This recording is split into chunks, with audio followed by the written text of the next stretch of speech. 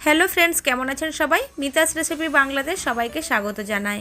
আজ শেয়ার করব দারুণ টেস্টি একটা নাস্তা রেসিপি। হঠাৎ করে বিকেলবেলার দিকে যদি কিছু চটপটা নাস্তা খেতে ইচ্ছে করে, ঘরে থাকা সামান্য উপকরণ দিয়ে এই নাস্তাগুলো বানিয়ে নিতে পারবেন, আবার খুব কম সময়ের মধ্যে।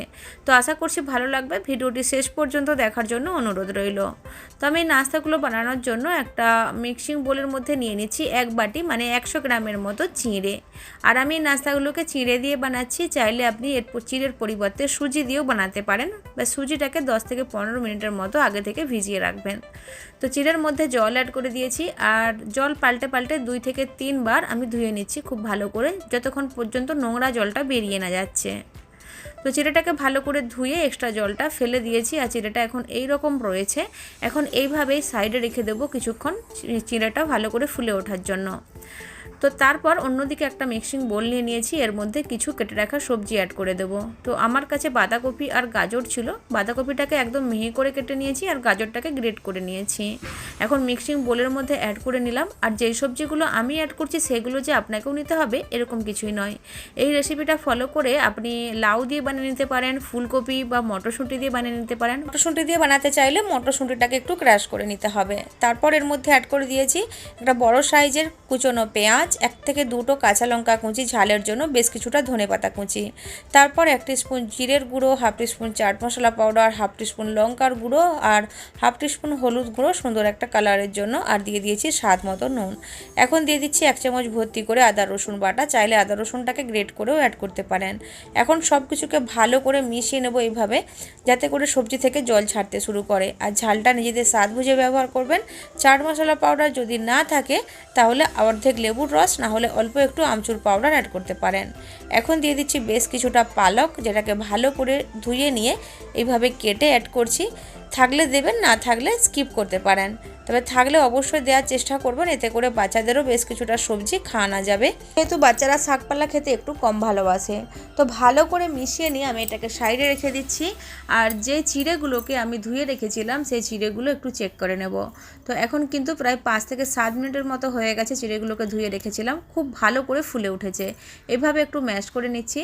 যদি চামচের সাহায্যে ম্যাশ করতে অসুবিধে হয় তাহলে হাত দিয়েও ম্যাশ করে নিতে পারেন। তো এইভাবে একটু চাপ দিয়ে দিয়ে খুব ভালো করে ম্যাশ করে নেব। তো এখন দেখতেই পাচ্ছেন সুন্দর করে চিড়েগুলো ম্যাশ হয়ে একটা ডোয়ের আকার নিয়ে নিয়েছে। এখন এটাকে আমি মিক্স করে রাখা সবজির মধ্যে অ্যাড করে দিলাম। তার সাথে বাইন্ডের জন্য অ্যাড করে দিচ্ছি 3 থেকে 4 টেবিল চামচের মতো বেসন। বেসনটা স্কিপ করলে হবে না, অবশ্যই অ্যাড করতে হবে, না হলে কিন্তু নাস্তাগুলো তেলের মধ্যে গিয়ে ভেঙে যাবে। এখন সব কিছুকে খুব ভালো করে মেখে নেব। আর এর মধ্যে যেহেতু আমি পালক অ্যাড করেছি, পালকের মধ্যে অনেক বেশি পরিমাণে জল থাকে, সেই জন্যে মিক্সচারটা একটু লুজ মনে হচ্ছে। এর থেকেও যদি বেশি লুজ মনে হয় তাহলে অল্প একটু চালের গুঁড়ো মিশিয়ে মিক্সচারটাকে সেট করে নেবেন। তখন সুন্দর করে মাখা হয়ে গেছে। এখন নাস্তাগুলো গড়ে নিতে হবে। তো বেশ কিছুটা মিশ্রণ নিয়ে নেব হাতের মধ্যে। প্রথমে মুঠো করে গোল করে নেব, আর বুড়ো আঙুলের সাহায্যে এভাবে চেপে দিলেই একটা টিক্কির মতো শেপ নিয়ে নেবে। তো যেরকম শেপের বানাতে চান সেই শেপে বানিয়ে নিতে পারেন। তবে নাস্তাগুলো গড়ে নেওয়ার আগে হাতটাকে ধুয়ে হাতটাকে একটু ভিজিয়ে নেবেন, তাহলে কিন্তু নাস্তাগুলো শেপ দিতে সুবিধে হবে। তো এইভাবে আমি নাস্তাগুলোকে গড়ে নিচ্ছি। তো খুবই সহজ, এক হাত দিয়ে নাস্তাগুলো গড়ে নিতে পারবেন। কিছুটা মিশ্রণ হাতের মধ্যে নিতে হবে, মুঠো করে চেপে চেপে গোল করে নিতে হবে, আর বুড়ো আঙুলের সাহায্যে চাপ দিলেই এরকম একটা চাপটা বা টিকির মতো শেপ চলে আসবে। তো এক হাত দিয়ে কিন্তু খুব সহজভাবে বানিয়ে নিতে পারবেন। চাইলে নিজের পছন্দ মতো শেপ দিয়েও নাস্তাগুলো গড়ে নিতে পারেন। তো এইভাবে বেশ কতগুলো আমি গড়ে নিয়েছি। এখন এগুলোকে ভেজে নেব। ভাজার জন্য একটা প্যানের মধ্যে তেল গরম হতে রেখেছিলাম। তেলটা ভালো করে এখন গরম হয়ে গেছে। নাস্তাগুলোকে অ্যাড করে দিচ্ছি। তো যেহেতু আমি একসাথে অনেকগুলো নাস্তা অ্যাড করে দিয়েছি, গ্যাসের ফ্লেমটাকে মিডিয়াম টু হাইতে রাখবো, যাতে তেলের টেম্পারেচারটা কমে না যায়। তো নিচের দিক থেকে 3 মিনিটের মতো ভেজে নিয়েছি। নাস্তাগুলো এখন ভালো করে সেট হয়ে গেছে, আর নিচের দিকে একটা সুন্দর হালকা রঙও এসে গেছে। ওই সময় পাল্টে দিতে হবে অপর সাইডটা ভাজার জন্য। আর এইভাবে উল্টে পাল্টে সুন্দর করে একদম ক্রিস্পি মুচমুচে করে ভেজে নিতে হবে। একটু সময় নিয়ে ভেজে নিতে হবে। আর গ্যাসের ফ্লেমটা কন্টিনিউ মিডিয়াম টু হাইতে রেখে ভেজে নেব, যেহেতু আমি একসাথে অনেকগুলো নাস্তা অ্যাড করেছি। যদি এর থেকে কম পরিমাণে নাস্তা অ্যাড করেন তাহলে কিন্তু মিডিয়াম ফ্লেমে রেখে ভেজে নিতে হবে। তো বেশ কিছুক্ষণ ভেজে নেওয়ার পর দেখতেই পাচ্ছেন নাস্তার মধ্যে সুন্দর একটা রং এসে গেছে। এখন বেশ ক্রিস্পি, বেশ মুচমুচে হয়ে গেছে।